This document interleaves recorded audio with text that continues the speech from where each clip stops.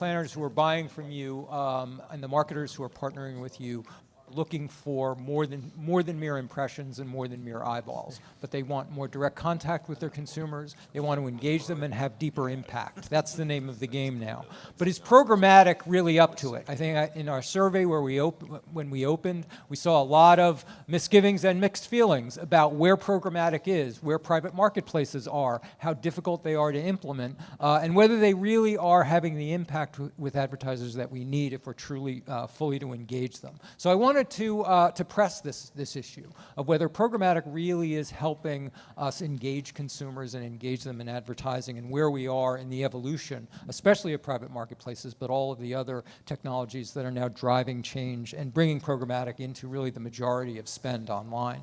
To take the lead in here, I want to welcome somebody new to MediaPost, Lisa Singer, who is the new event editorial manager helping me program these shows going forward. Lisa, please welcome Lisa. Hello. A lot of us have been here for not like yet. 10, 15 years. We don't add new people very often. I heard that as I but was interviewing. Lisa has a long career, having worked especially on the social media side as a consultant, but also in programming, and has worked with clients like VH1, Entertainment Weekly, MTV, and others. Please welcome Lisa and our panel. Hello, everyone, and it's been great. I haven't met all of you, but it's really been fun having this be my first time. It's been exciting, so I really enjoy listening to all of your stories. And what we're going to talk about, as Steve was mentioning, is programmatic advertising and engagement, which is something you don't normally put together, especially with programmatic, but it's something that we really need to start doing. And even if you listen to everyone talking in the last couple of days, it's all about connecting and engaging, but especially with programmatic, it's definitely a challenge. And we need to think of it that way more so, because it's not about just the performance anymore. It's also about how we're working with our users. And really, as publishers, that's where you get your leg up, in terms of competing against the Googles and the Facebooks. You're never going to be able to compete with them reach-wise. So what differentiates you is that you know your audience, and that's what we need to talk about. So first, let me have these guys here next to me introduce themselves and just tell us a little bit about yourself, as well as what sum up your programmatic strategy overall. Excellent. So Mike? I'll lead off. Hey, friends. My name is Mike Brooks. I'm the SVP of Revenue at WeatherBug. I manage direct sales, programmatic sales, partnerships, BD, anything business or revenue that comes into the business are things that I work on.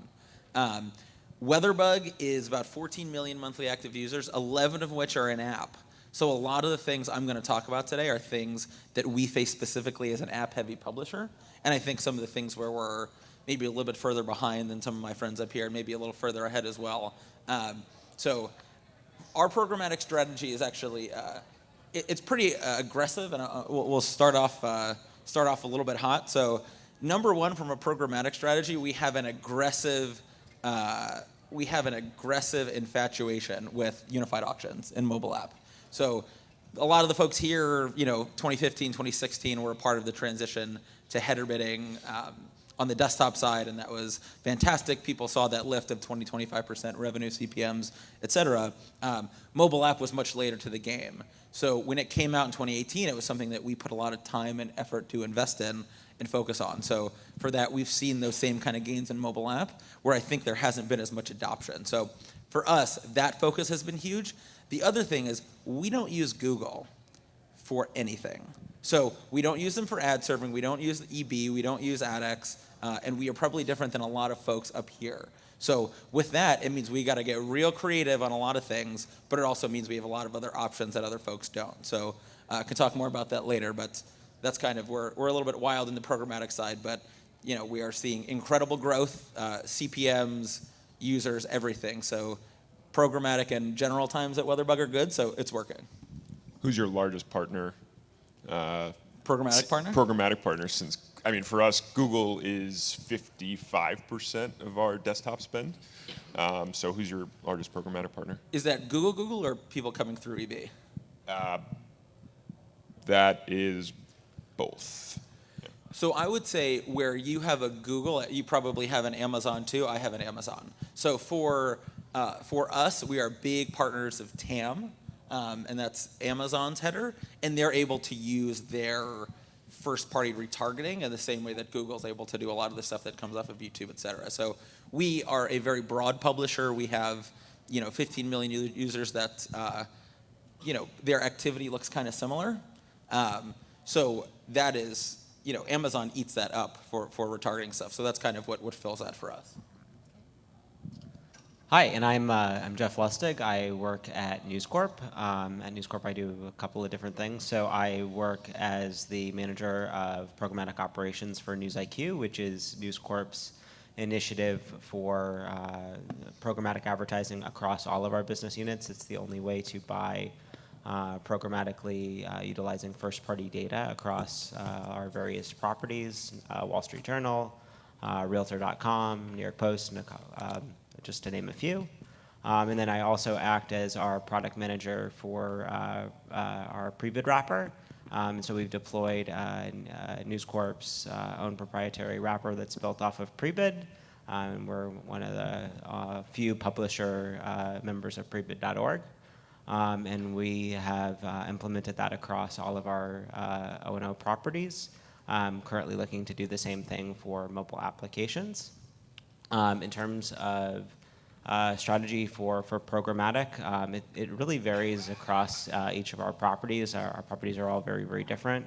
But I think really the initiative that I work on, NewsIQ, has really been one of the main drivers in kind of bringing everything together, utilizing first-party data, contextual targeting, and just as a news business, that's really where we're focused. Can we talk for a second about proprietary wrapper? Because that scares the shit out of me. So I have an engineering team who wants to build everything, an ad server, SSP, everything. How were you able to manage building that in-house? Or how has that process been? I think scary is good in the sense that we have a lot. We do have access to a lot of talent, and we had a lot of support for the project, just from a corporate standpoint. We were on AppNexus, and we were able to work with a really, really great engineer from Realtor, who we brought on board, who just really understood advertising and was able to convert a lot of those tools. And then we're really thinking about doing the same thing right now with mobile applications as well. You hold on to that person forever. Yeah, I'm not even going to tell you his name. I've never seen him work. So, He's not on LinkedIn anymore. yeah, I think you guys are He's totally under- showing how what's great he's about under all lock of you, and you're key. so distinct as far as publishers. You have such different categories, such different, and even you with mostly app. Oh, You yeah. guys can learn from each other. They have the larger users, and you can We get started this for like 15 first-party minutes data. ago over in the corner. So So that's I think I this is really great. haven't even introduced myself, and and hopefully the conversation I don't even continues. have to I don't even have to. No, but did you guys take pre-bid given the AppNexus element? Did you just take pre-bid and make a version of it for your own? Exactly. Yeah. I mean, that's really what we've done, and now that we're off on our own, we can really take it and start to experiment, do A/B testing, find and tweak it the way we want to. Okay, now we can go to Chris. Oh yeah. No. Now you can introduce 25 yourself. minutes later. Hi, everybody. Chris Moore from Publishers Clearinghouse. We are the largest publisher you likely never heard of, or you've heard of, but not because of our digital presence. You've heard of us because we're presenting big checks somewhere in Arkansas or anywhere else, or it doesn't have to be Arkansas, not to call them out. So we've been around for 65 years. Our digital media presence has been revamped and reinvigorated for the last 5 years since we acquired Mobile DSP, a number of different iterations, and we've grown to 2.5 billion monthly impressions. 500 million of those are video, which is our bread and butter, especially in the PMP world. We are highly programmatic. 93% of our business is programmatic and open market, trying to transition that to PMP. currently, just because of the one-to-one relationships it creates, and it's also just a more diversified strategy. You say 500 million impressions on video? Yeah. So we're gonna. That's pre-roll. That's 100% viewable because it's in between gameplay. We are gaming and entertainment at our core. We acquired Topics, which is a publisher based in Palo Alto, beginning of August. So we're continuing to diversify and add to the Publishers Clearinghouse family. Because we started video less than a year ago, and we have like 5 million views, and they sell out in half a second. 500 million is a little bit harder, so we haven't had to delve into the programmatic video ecosystem so far. How has that been? Like with all of that scale? Yeah, I mean it's generally great. We, in Q4 now we'll be in the 70% fill rate at low teens CPM wise. Wow. So it's very good for us because it's such a unique. Well, number one, every user is logged in and registered, so we know everything about them, and our users are incentivized to keep their information updated because they want us to show up with the big check at their house during our super prize times, which we just did that a couple days ago. So the video views are easy, and the completion rates are great, and our buyers love it. But we do have to create those one-to-one relationships with the P&Gs, with anybody who wants to reach a soccer mom in their mid-40s in the Midwest. That's our bread and butter. Well, that's part of, especially Mike and Chris, you seem to be all about programmatic, and it's been very successful for you. But creatively, how have you been able to, has that been a problem for you? Have you been able to be more creative with it, and in terms of just customizing your spots or anything like that? I would say I'll start because we're more basic. I would say we have that same constant pull of margin versus scale, of programmatic versus direct, and we've had to make the same decisions as a lot of folks in this room is, what do you allow into the programmatic ecosystem, right? Because you will get a very angry direct team when you say everything that's available is now available programmatically. You need a reason for them to exist. So historically, we haven't done that much. I would say things that we've seen nice changes in recently is desktop is not as much a priority for us, but we've started working with partners like Just Premium and Sublime who can help provide programmatic high impact units. That's been nice for us. The main unit that we use from a brand wrap perspective isn't available programmatically, so they tend to work together. But I would say we just started dipping our toe and allowing things outside of banners and the very little extra video we have to be available. So from a unit perspective, we're just starting to get into skins, and in mobile, I think it's still up in the air. Well, I know, Jeff, you had talked about you were very successful with your custom units, but your problem is then trying to get the advertisers. You don't have that data. So what are you doing to get past that? Yeah, I mean, so we really try to take our focus on our first-party data, and so like Chris, we have some of our sites, we have logged-in users, like Wall Street Journal, Realtor, and things like that. Makes sense to be logged into our sites. So we utilize that information and then target across all of the different BUs. And I think in terms of kind of bringing it back to the creative, for us, it's really about what makes sense to be available programmatically, what doesn't.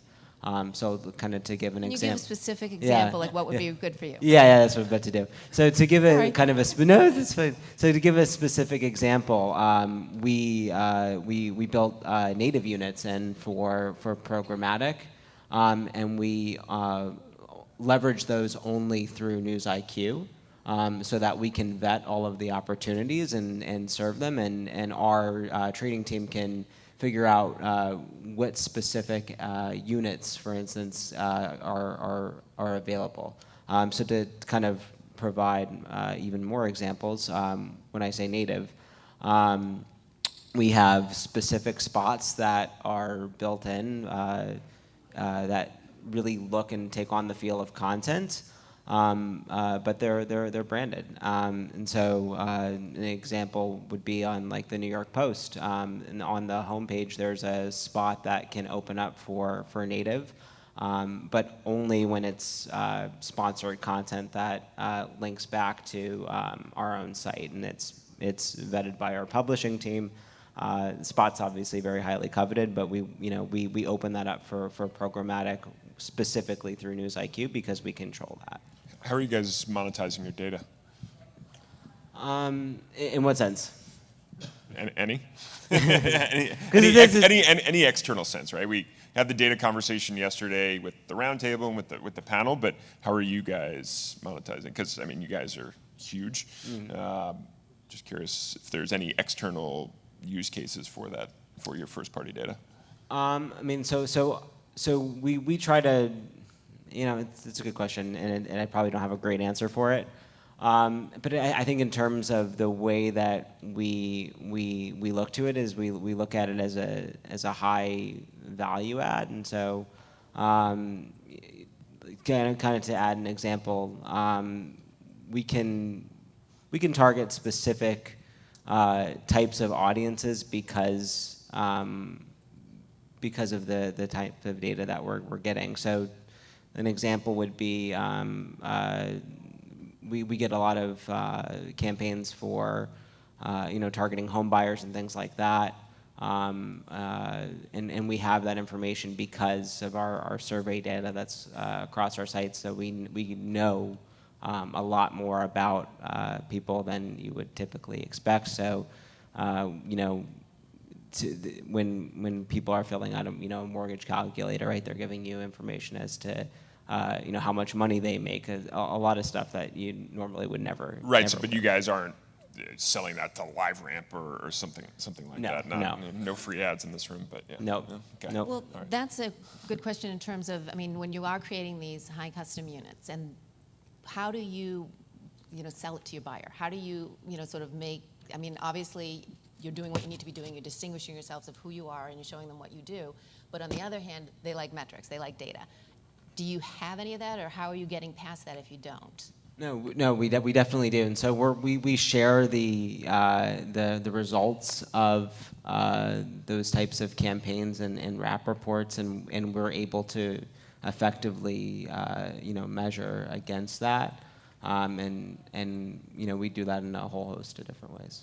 Okay. What about Chris? Do you have any issues in terms of trying to get to that next level? I know you have the soccer mom, but you want to get that. Yeah, so that's part of the Topics acquisition, right? So Yeah. we acquired this business, which is very different from ours, where no user is logged in and registered. It's an arbitrage game of going out and finding new 12 million new users a month and monetizing the bejesus out of them.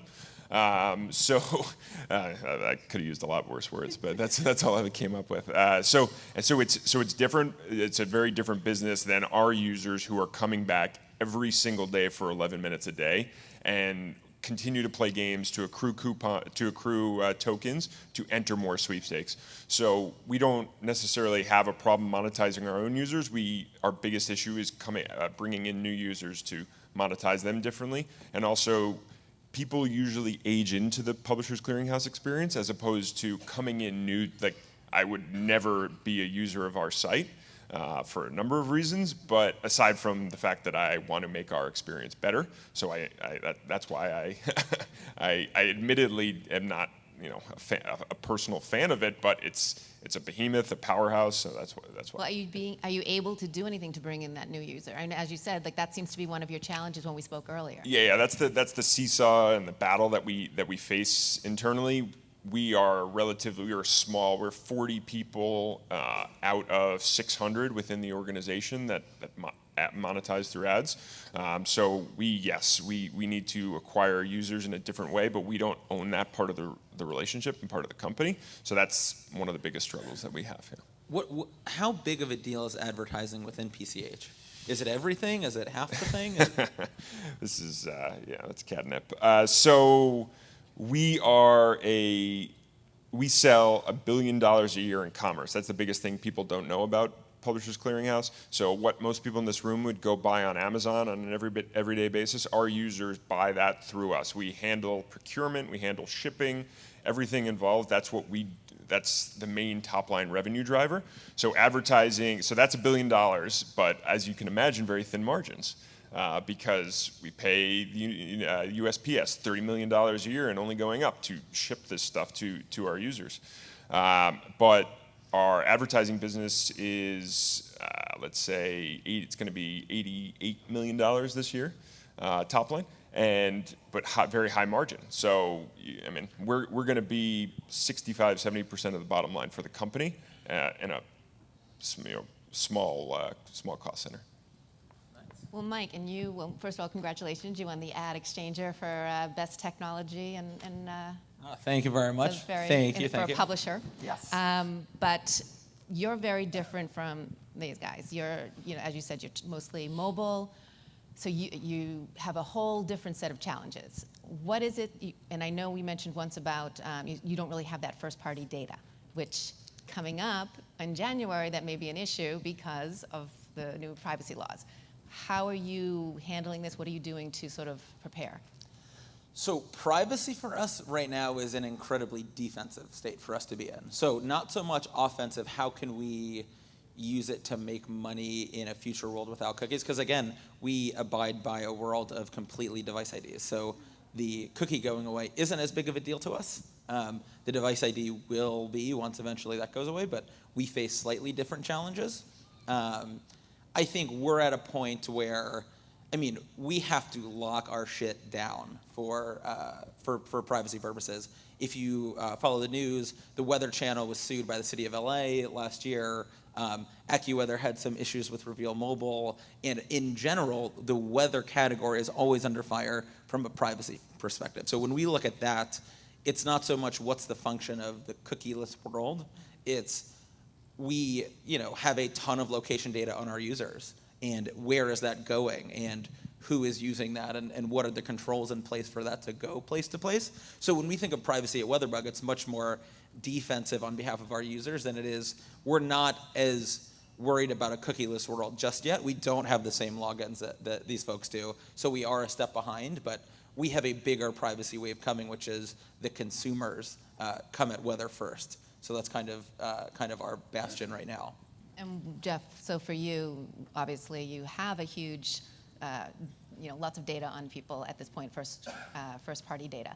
Is that even a blip now that this is going to be happening to you? Are you guys nervous about it? I mean, of course it is. But that being said, I think that we definitely are preparing for it.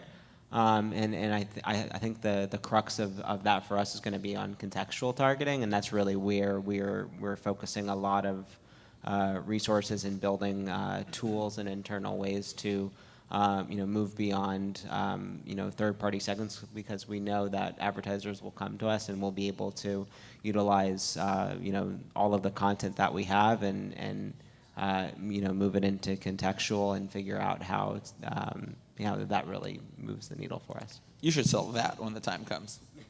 Oh, we will. Yeah, but for anybody, especially us, it's any of these challenges or like a privacy challenge is actually an opportunity for a first-party data owner with logged in and registered users. So I see it as a differentiation factor for any sort of demand or anywhere out there.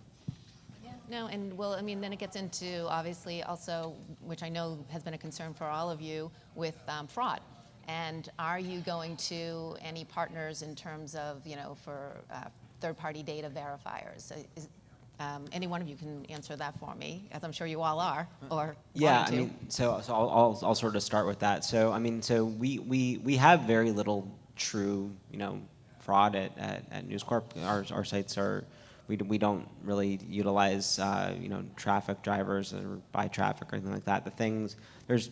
That being said, of course, we're running, the ad fraud solution. So we run IAS across our sites. They've been a great partner for us. And that being said, the kind of fraud that really worries us more than anything is site spoofing. We're obviously very protective of that, and that I think as a premium publisher is the thing that really keeps up at night, and like the things like a meth bot or something like that. That's what we really worry about. Do you? I mean, obviously, do you think you can only get away forever with only working with IS? And do you guys see demand challenges at times where a brand comes in like, oh, you need to be working with our provider, which which may be a different one. Yeah, I mean, so like, yeah, that happens, quite frequently. They're like, well, can you run, X, Y, and Z tags or whatnot? And we'll of course, we'll throw them up for them. But yeah, I mean, it's cost prohibitive at the end of the day. At certain points, you can't run, 5, 6, however many partners there are now. And it's really just about, having the guts to kind of push back and be able to, explain what it is that, we're seeing. Yeah, I think the biggest challenge that we face is often our users look like bots because they are so active and they're playing so many games, and they're like, oh, Moat's coming to us and they're like, this has got to be a bot. I'm like, it's not a bot, because we are very sensitive to that, and we know our users are this active, and they're slightly crazy when it comes to wanting to win a sweepstakes. And I get it. I want $1 million as much as anybody else. I know we need to open it up to everyone, but it's sort of, all of you guys have been talking about it, and everyone's touched upon it. I mean, Catherine talked about it earlier when she was saying how we sort of have to lean in. I thought she put it really well, lean into what we do best, or as a publisher. And even yesterday at the roundtable, one of the biggest topics was everyone knew you had to have engagement. You had to please your user, and that's really what you guys know. That's what gives you the edge. But then you have that devil side, the one that wants to place the ads, and That's all of us. as John from Chive was saying, that's sort of the long-term goal is not using the ads, but it's easy to give in and do the ads, and you have to find that balance. Quickly, how are you guys doing that? Are you able to do that? We're doing a lot more integrated sponsorship and partnership when it comes to that. So we're having brands come to us and say, how can we own a section and create utility for your users that will help with data information that we have, like the brand has, that they can add to WeatherBug to then produce something for everybody who uses it. That way, if there's an incredible utility, and it's easy for us because we're a utility app, we get a lot of people coming back, and that incentivizes them to build a good product with us because they get all the upside that we do too. Yeah, what I mentioned earlier around trying to create more direct relationships or PMP relationships, if or when we're able to do that more extensively, we'll be able to create more scarcity in our ad experience, because right now we have our display viewability is probably 55%, but if we get that to 70%, our CPMs will go up 25%. I think for us, it's really about complementing our experience with really good ads. And so it's about, bringing in, for instance, more native things like that really, take on the look and feel, and they fit in with our experience, and then that the experience is custom, and people will say, targeted ads makes me uncomfortable, but at the end of the day, wouldn't you rather see something that you actually want to buy or care about versus something As that long you as don't? it's helpful and as you said, goes to your audience. Well, and there's a value exchange too, right? Like, no one really wants to pay, no offense to the Wall Street Journal, but no one really wants to pay to read something, but yeah, great. So okay, fine, you don't have to pay for it, but you have to watch these ads. Yeah, and we've trained people not to, and that's our bed right now. I mean, I still will have people on my team that come to me and say, "Oh, why can't I see that?" It's like, you have to turn off your ad blocker. We pay for your salary. We have time for some questions for the panel.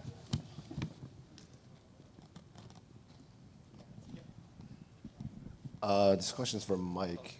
I'm Chris at Cheddar. I do revenue operations. Chris? So you don't run DFP Correct. and you don't run AdX. Is Correct. that because you have a high sell-through rate to counter the lack of fill, or are you feeling pretty good without that setup? So we're filling exceptionally well, and here I will dive down into why we don't use Google. Yes, please.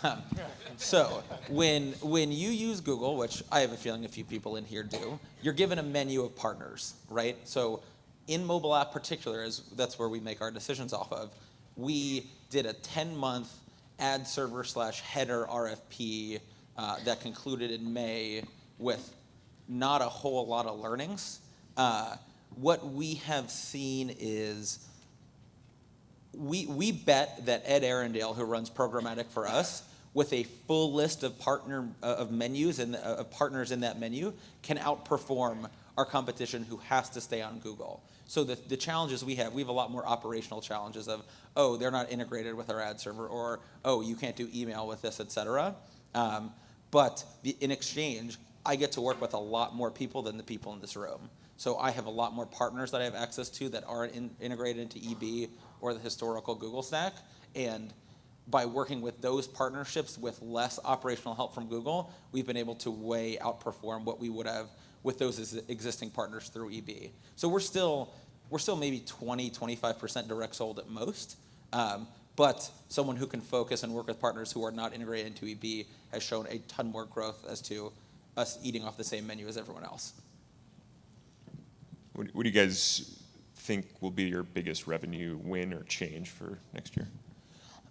For us, it's latency, right? So especially in the weather world, I know I have an AccuWeather friend here too. We all suffer from a very high latency, especially in mobile app. So when I joined the business 18 months ago, there was an average 9-second latency between the time someone started the app and they saw the first ad. That is so much money left on the ground. We have cut that way, way down, and we literally just did a project which was how much is every second worth, and it's $3 million for us. So it's $3 million for every second that we can shave off of latency, and we're doing the same shit. It's the same technical setup, but we had an all hands yesterday. We got the engineers super excited. They're all about finding some seconds right now, and I support it.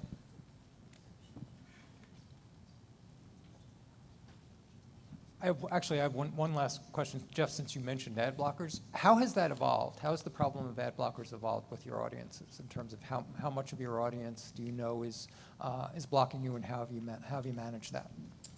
I don't know if I have percentages off the top of my head because I didn't really think about it, but it's definitely a concern for us, and it's something that we're really looking into as to how to recapture that audience. I think for us it's we have different ways to combat that, and the subscriptions that we run is probably the still much more money than ads in that perspective. We're at about 20%, we estimate, with the help of outside vendors. We estimate 20% of our users have ad blockers. The real interesting part of the business for AdBlock Plus is that you can join the acceptable ads program, and then they can serve ads for you, or you can bring in your own demand. So it's a bit of a conflicted approach. I think it's been called extortion before. Yes, yeah. Well, yeah, there's a number. We've alluded to a number of extortion operations up here. So. We're gonna extend this in our roundtable on the topic later this morning. Sarah, thank you guys. Wonderful. Thanks, everyone. Thank you.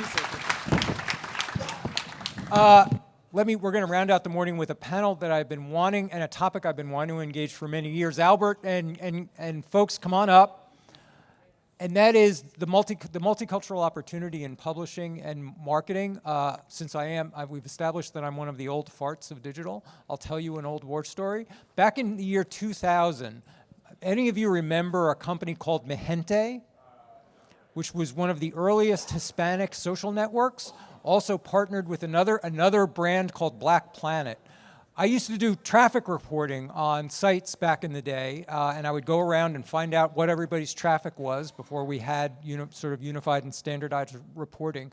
And these guys was this small social media company long before Facebook that was reporting hundreds of millions of page views, engagement, time engaged, and time on site that was phenomenal. And when I talked to them, I would and ask them, is this right? Are these numbers right? Are you really producing this many page views? And they said, yeah, absolutely. And what I learned were two things back in 2000. First of all, social media was going to be one of the most engaging activities online that we had ever seen. And this was 4 or 5 years before Facebook really launched, and we were already seeing this level of activity from the earliest social sites. But the other was the incredible energy and engagement of underserved minority communities online and the ways in which certain communities were embracing digital because of the intersection of the internet and its native capabilities to connect disparate communities and to bring them together. And we were really seeing a kind of power that we still haven't seen publishers and even marketers leverage, is the degree of engagement that various minority communities across all different lines use digital media. And this is a topic that I really wanted to take up, and I want to thank Albert Thompson of Walton Isaacson for bringing this to us. Albert works with Walton Isaacson to bring these opportunities to marketers and a range of brands. He has for the last 20 years to bring up this topic of the underserved and the underappreciated opportunity that publishers have in multicultural marketing. Please welcome Albert and his panel. Thank you. First and foremost, pleasure to be here. We hope that what we provide today in the panel discussion is insightful and a bit inspiring as well as sort of captures sort of the I don't even call it hidden opportunity. It's kind of the opportunity sort of lies beneath that still kind of lies in plain sight. So without further ado, I'm going to let the panelists who have joined me today introduce themselves.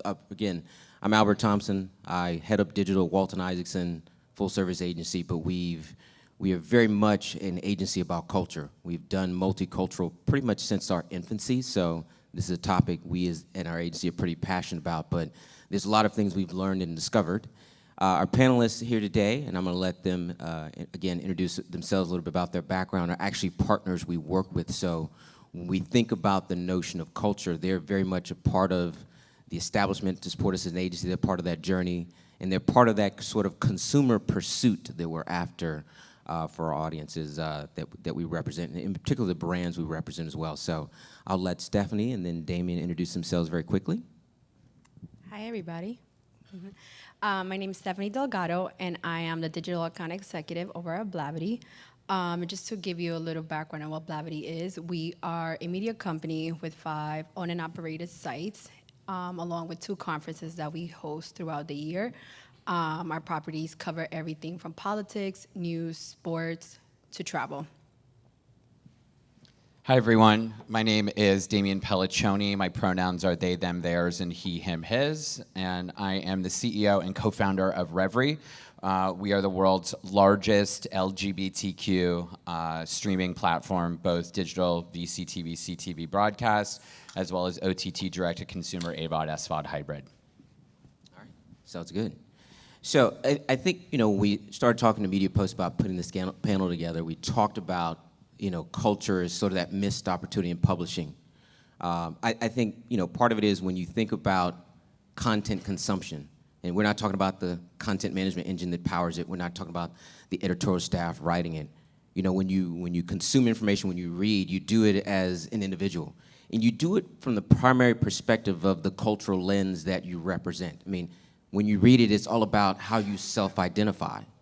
But when you take a step back and you talk about publishing, there's not a huge context for culture in the notion of publishing and how culture drives and sort of shapes identity, societal norms, behaviors, beliefs, all that, et cetera, et cetera. But when a user reads and consumes stuff on the internet, it doesn't really matter if it's on Washington Post or CNN or if it's essentially on Twitter or Facebook. Everything starts with how you identify sort of at the human level. So a lot of what we wanted to get into today is really sort of talk about why is that? Why is it a missed opportunity? How those in the publisher sector need to sort of dial into that, because when you start to look at the future of consumption, it's going to be a lot of people that represent these audiences that are essentially going to be churning the internet, churning the content for success. So again, when we look at it, we think about not just publishing for the sake of creation, but we think about it in terms of audience alignment. You're creating content, you want people to read it, there's an audience you're trying to cultivate. From an advertiser standpoint, from a brand perspective, a brand looks at a platform and says, well, who do you have and why do they come there? What's the relevancy? And if there are nuances, do you really capture essentially those nuances and how you speak to them? So again, let's kind of get into the conversation. And when you think about an individual, they don't consume content based on necessarily its transactional value. When they think about a cultural moment, they don't identify with how it costs. And for them, it doesn't even necessarily have to have a cost associated to get that aspect of that. So perhaps you two can talk in particular about Blavity and Reverie in their creation. What was that sort of, or what were those cultural moments that made those two platforms matter? What was that sort of light bulb, sort of epiphany to say, oh, like this needs to be developed, this needs to be created. No one is speaking this way, no one sort of merchandise that. And Damon, I'm actually going to start from you from a Reverie perspective, just because an LGBTQ platform around connected TV just isn't really a thing. Yeah, no, I mean, we're actually just celebrating 4 years since we had the conception, which was really kind of inspired after the Apple TV fourth generation when Apple introduced tvOS. I actually bought the Apple TV, the fourth gen one, because I'm a self-proclaimed Apple-phile, have to have all the toys when they come out. And I searched LGBTQ, and there was 0 apps on tvOS when it first launched in October 2015. That's when the light bulb came out. We saw an opportunity in the marketplace, and I'm one of 4 fabulous co-founders who are also watching online with my entire team back in Los Angeles. And what's really, I think, unique and interesting about our founding team is, and I'm only 1/4 owner, we're 50% women of color founded and 75% POC founded. Our chief business officer, Chris Rodriguez, is obviously a Latino queer man. I identify as a queer non-binary man.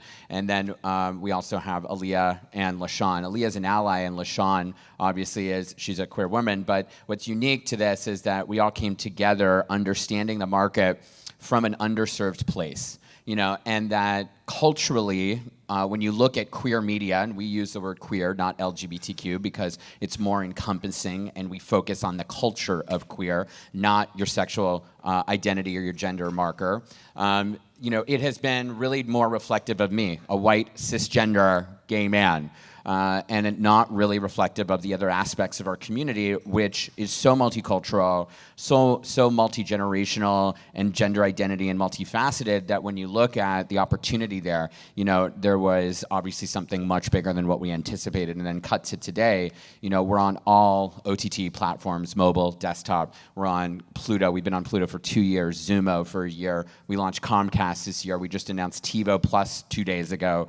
And we're about to launch 8 new virtual cable channels between now and the end of Q1. And what makes us the most unique value proposition, I think, for us is we own the segment. We have LGBTQ exclusive on all of these virtual cable environments for usually a period of 1 to 2 years. So now we own the lock and key to the largest amount of video inventory for this very lucrative and scaling demo.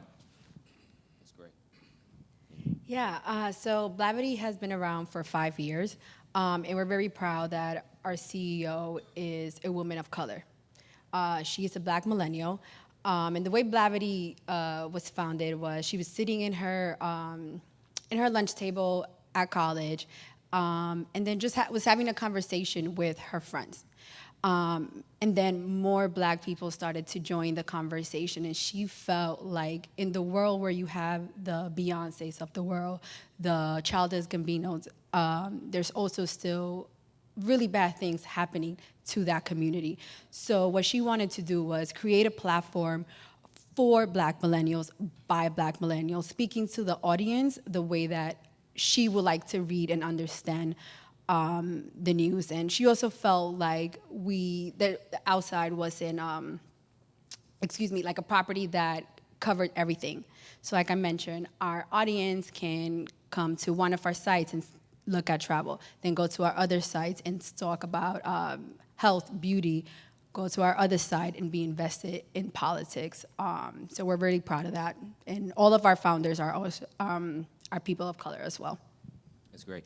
And give them the audience a little bit of just a quick soundbite on Afrotech. Afrotech is their Black millennials in tech platform. I think, look, let's just be clear. When you think about who culturally is synonymous with, you know, technology as a sector, startups, Black millennials in tech probably does not come first to mind. So, if you can give them kind of a quick soundbite as to sort of the why Afrotech is in existence and some of the successes. So Afrotech is a conference that we host every fall in the Silicon Valley.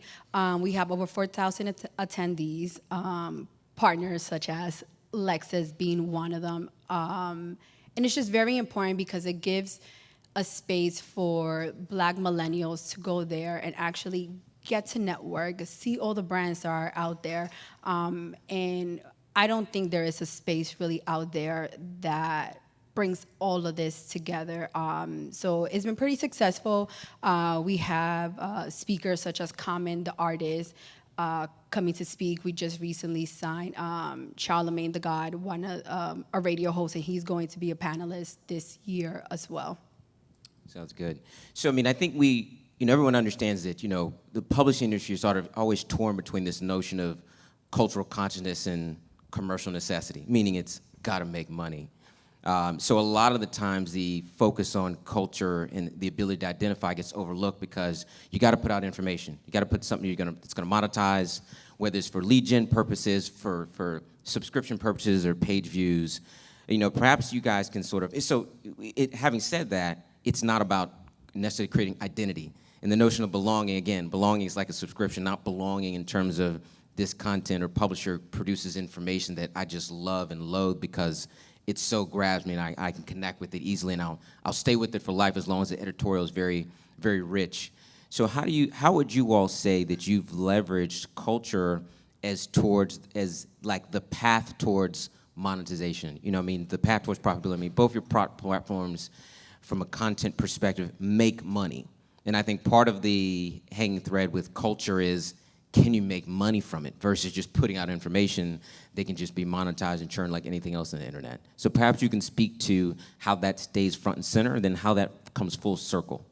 Yeah, so great question. I mean, I think Stephanie can attest to this. My job predominantly, if I'm pitching investors or pitching ad media companies to buy more branded or more inventory from us, is just educating on the opportunity for this market. Let's talk numbers for a second, if I can go there. In the United States alone, the LGBTQ market has a disposable income of $917 billion a year. $917 billion a year. Globally, $4.3 trillion, right? So that's not a small market. And then if we look at the generations, 20% of millennials, which is now the largest consumer base in the world, hard identify as LGBTQ. 20%, 1/5 of the largest consumer base identify as LGBTQ. But now, twice the size of that is Gen Z, which is the hottest new, obviously, demo that everyone is trying to target and future target, right? 52% of Generation Z will not declare a gender or sexual orientation. 52%. And if we break into how many are LGBTQ hard identified, 35%. 35% of Gen Z. So with those two demos, we have scale in the next 10 years because we all know by 2030, in 10 years, those two demos will be the most lucrative and largest demographic in the world, hands down. Now, bringing this back to culture, we focus on marketing ourselves from the culture of queer. Again, not your sexual orientation. We don't care. And to be honest, most of our viewers are not necessarily LGBTQ. We have data that proves, just like watching RuPaul's Drag Race or anyone who's a fan of Queer Eye or Disney's Love, Simon, that now queer content is more popular in the mainstream than it has ever been. I mean, RuPaul just won the second Emmy Award for Best Reality Series. So did Queer Eye 2 years in a row. And this is showing that, the opportunity is actually far-reaching beyond our own community. And so this is kind of like where we look at. And then more importantly, and we've heard this in other conversations this week, is that because we're such an identity-driven brand, our tag is unapologetically queer. That was our marketing campaign at World Pride in New York City, 4 million people this year. I wore those t-shirts and we gave them to a select number of influencers on the streets. We had overwhelming demand. We sold over 10,000 units of t-shirts just by handing out a t-shirt that said unapologetically queer, and the Reverie moniker was just on the sleeve because it speaks to the generation, its cause and mission, and more importantly, culturally and identity driven. And that is the brand of Reverie, and that's what we focus on, and that's our scale and our opportunity. Anyone wants to invest, come find me. So as a salesperson, my job is really, to go into the agencies, to the advertisers, and let them know why they should be spending, with the African-American community.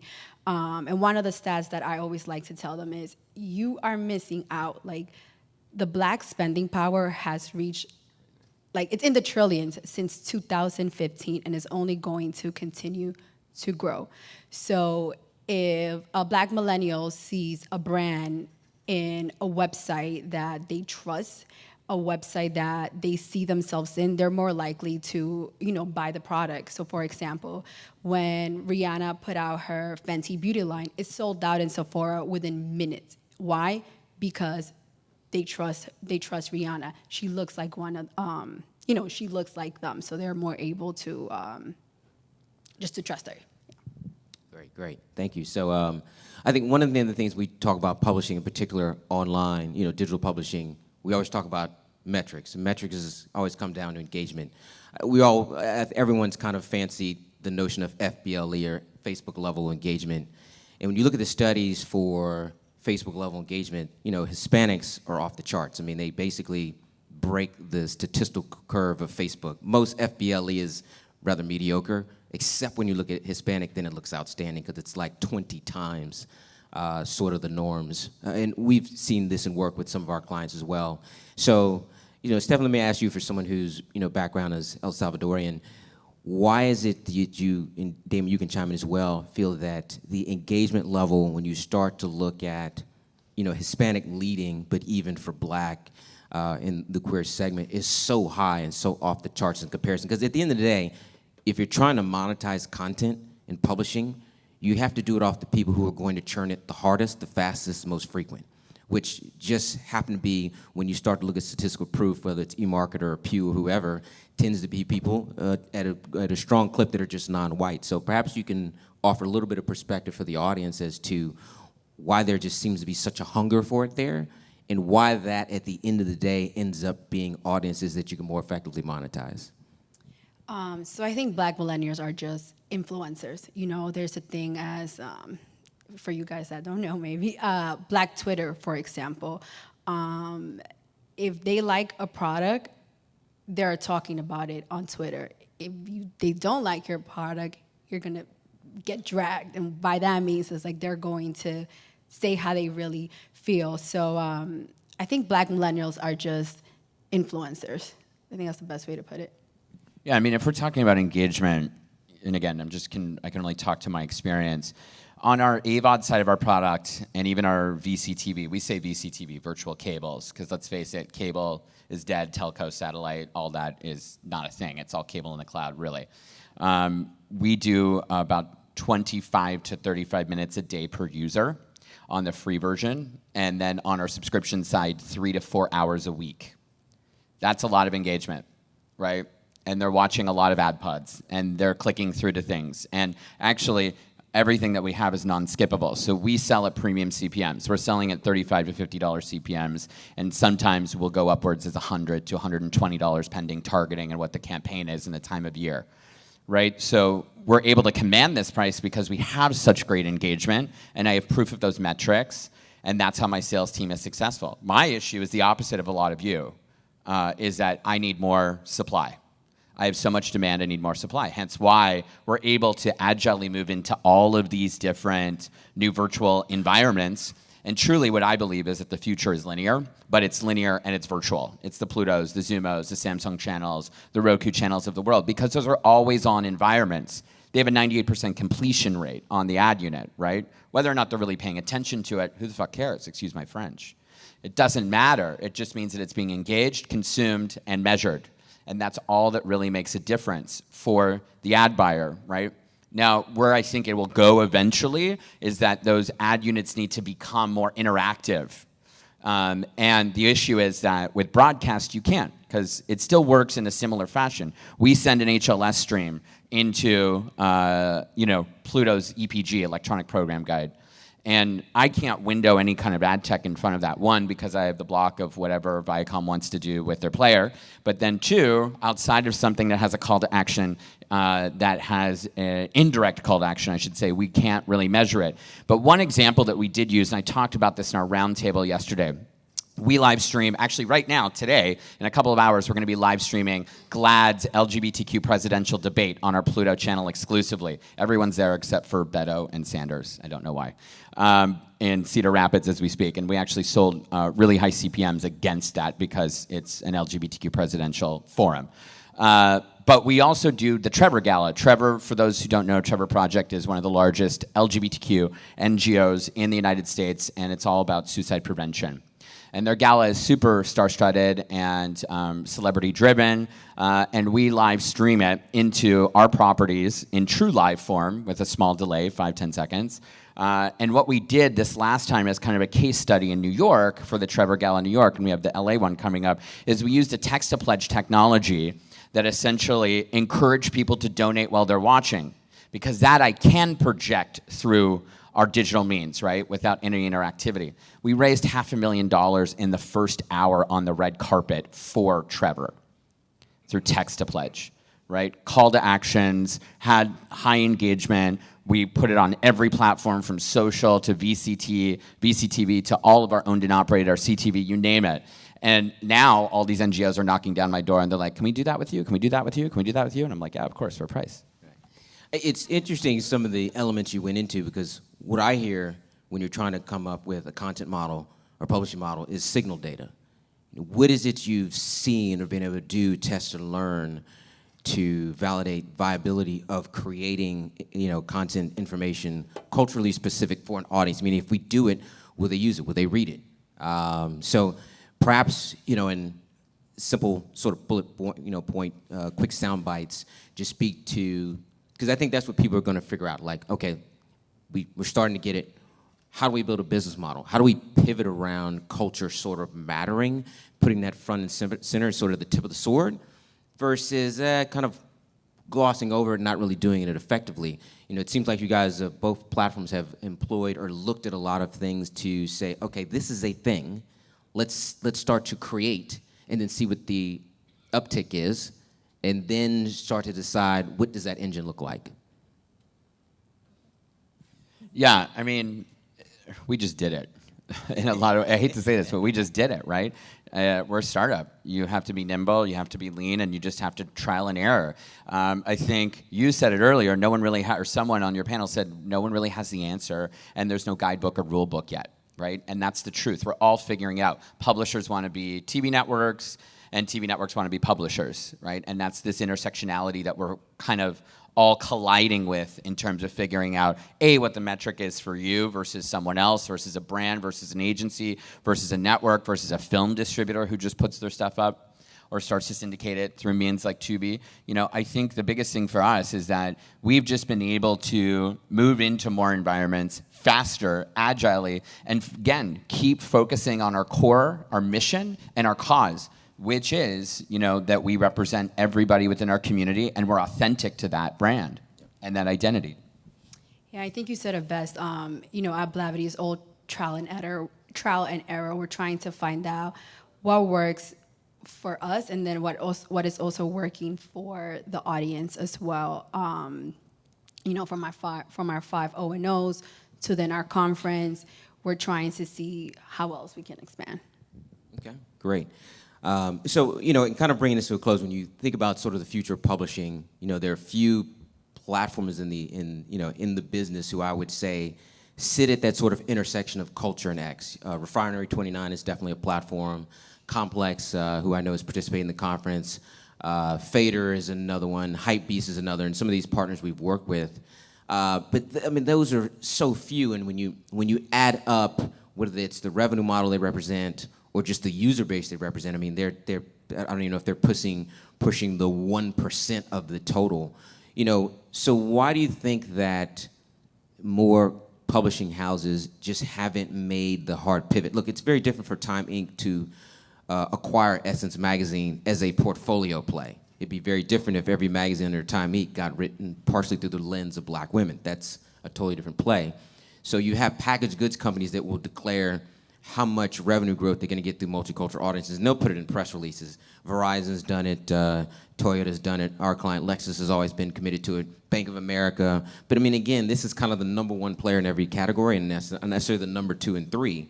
So it seems that there's someone who gets it and everybody else is somewhere else. So what do you think is, at a very honest level, sort of the barrier in terms of the pivot just not being made universally? I think advertisers need to start thinking about multicultural buys as a first thought, and not coming in after, like, oh, we have remaining funds, or, you know, it didn't work out here, let's allocate these funds to this funds. I think if they start thinking about us on a first thought, I think it'll be executed correctly. Look, the riches are in the niches, right? And the problem is, it's true, it still matters today.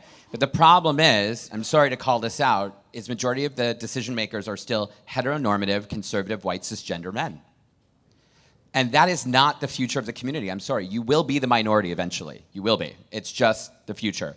And one of the most important things is to make sure, whether you're an agency, a brand, a publisher, that your team is reflective of the future of what the communities are going to look like. You need to have women in C-suites. You need to have women of color. You need to have LGBTQ. You need to have Latino. And they need to be making decisions creatively and business, in terms of business, in order for your brands to survive. Great example, Playboy. Editor is queer. Half of the people on the staff are queer. And they targeted a mass appeal and did a pop-up at Pride this year. Playboy. Playboy is probably the first thing that most of you straight guys looked at when you were young that you found in your daddy's shelf in his closet. But now they've pivoted to being gender inclusive, body inclusive, orientation inclusive. They've had trans playmates, transgender people on the cover. I even heard rumblings that there could be a male playmate in Playboy, right? That is something that should tell you if a legacy brand like Playboy is doing that, then everybody in this room should be doing that. And again, like Stephanie said, culture and cause first when it comes to your marketing campaigns and when you're buying stuff from us. And please, come buy stuff from us. So thank you. That kind of wraps it up. Thank you for the feedback and the rich conversation. And I'm not sure we open it up for questions. Yeah, we have some time for questions. Right here. Thank you. Great panel. Certainly the best dressed panel. So I was going to say, this Yeah. is the best You guys look dressed fabulous. panel. We worked hard. These guys are making us We coordinated. These guys are making us all I mean- rethink our fashion choices. Mike brought it today, but come on, right? I guess I have a question. I was in New York when Pride was going on, and I saw so much advertising, and it was really kind of inspiring. But I guess I have a question, since so many of these companies, as you say, are like run by like old white dudes. Do you ever get the feeling like when the green movement came up, people were accused of greenwashing and doing ads, and like, you know, even though they were ruining the environment, they'd like kind of wrap themselves in a green banner. Is there a point where a brand is trying to align with a multicultural community and they're not living the values, and your audience either sniffs it out, or can you give advice to those companies that really want to do the right thing, but they're really not real? Like what should they do? Yeah, So- I would start because I'm going to set them up. Hey, look, we get it. Companies like to make money the way they want to make the money. That's just a basic human truth. I want to generate money, but I want to do it how I want to do it. And we're just entering a world where the market is telling you, you don't get to make the money the way you want anymore, at least not at that clip. Not with those profit gains, not with those margin goals, not with those P&Ls that you got to report to your EVP. That world is essentially gone. I think that's just the hardest thing in human nature, because the most basic instinct of human nature is to what? Defend. And if anything, it's to defend your thought and your own decision making. And we're just at an inflection point where you have to sort of blow that up. The one thing I can give, one of our top clients credit, Lexus, is they spent the time building equity. So they've been doing LGBTQ for like 12 years. They started doing GLAAD and HRC. I mean, they did the community building. We call it the right to direct message. Then we got to a point as an agency where we said, look, you've earned the right to go ask for a sale. You've earned the right to go ask for the business. So, a few years after, we started doing not only national advertising through media, but we started doing dealer advertising, which is, if you want to talk about a sector who is not always necessarily the most comfortable. But there's an evolution to that in terms of being smart about, kind of people have to get along before they go along. I mean, that's just a basic truism. So I think, that's the starting point of thinking about it. It's nothing different relationship building than everybody in the room who's in here in a sales capacity. You got to build some rapport first. And what I'm always amazed is that people get that in a human level, but not in a business level. It's like they cannot make the translation into to a business environment to do the same thing they do naturally. So I'll pass it to you guys to add some more context. Yeah, I mean, take the risk. And here's another thing, too. Just sponsoring an NGO does not align you with the community. Yes, it's for good and it's great, but those are multi-million-dollar not-for-profits that are run like corporations. Take a chance on a for-profit. Take a chance on a new editorial platform that is not a traditional LGBTQ, like Tens Magazine that targets queer black men. You know what I mean? These are the ones that have higher engagement, even though they may have lower numbers, and they have bigger retention and actually a higher return on your investment on that ad dollar, right? But the thing is, and I get this question a lot about the corporate washing of LGBTQ, and a great example, yes, New York Pride. There were flags everywhere, literally everywhere. I look at it obviously as an opportunity, but the difference is the creative being dictated by someone of the community, or is it being dictated by someone who's cis or heteronormative or not LGBTQ? Because that's where the authenticity shines through. Is it authentic? That's it. And millennials and Gen Z even more, the cancel culture, I like to call them Gen Z generation, will find out if it is authentic in 2 seconds, like Black Twitter you were talking about, and they will drag you to filth. It's true. It's so true. I would say my biggest advice is, like he said, to have someone of color being a part of the creative team. So, for example, when H&M put out this campaign of this cute little black boy in, I believe it was a monkey shirt. Correct me if I'm wrong. Horrible.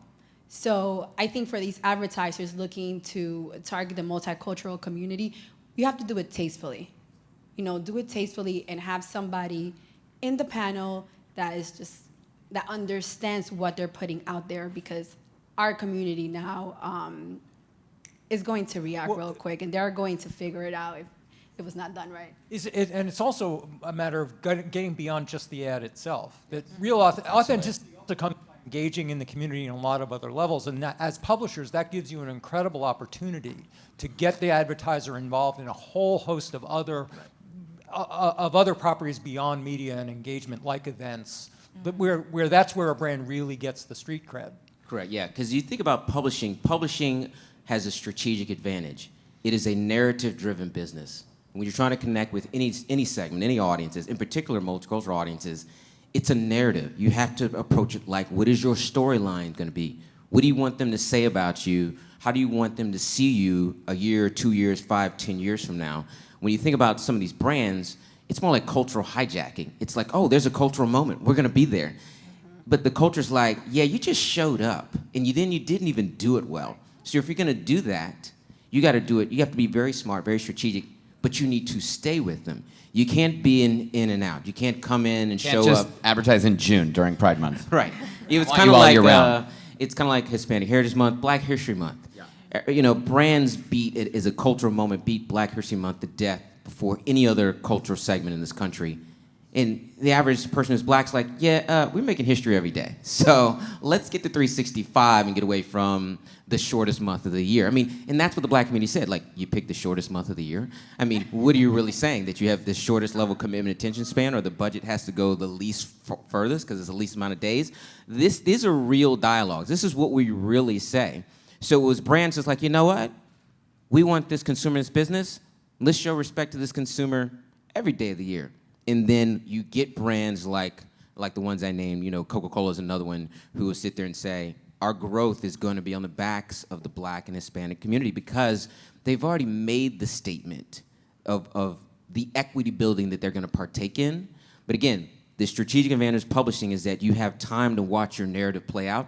There will be misses, but you can rack up hits essentially along the way. And there's no other business that gets that benefit, because everything else is so transaction and consumption heavy, meaning I used it, did it work, did it fail? It's not that fast failure rate in publishing. It's the story can get better. It's like a good novel that it becomes a page turner, and then you want the next edition. So the publishing community probably has the least amount of excuses because of how it can take time cultivating the audiences and listening in the same breath that it actually writes to it.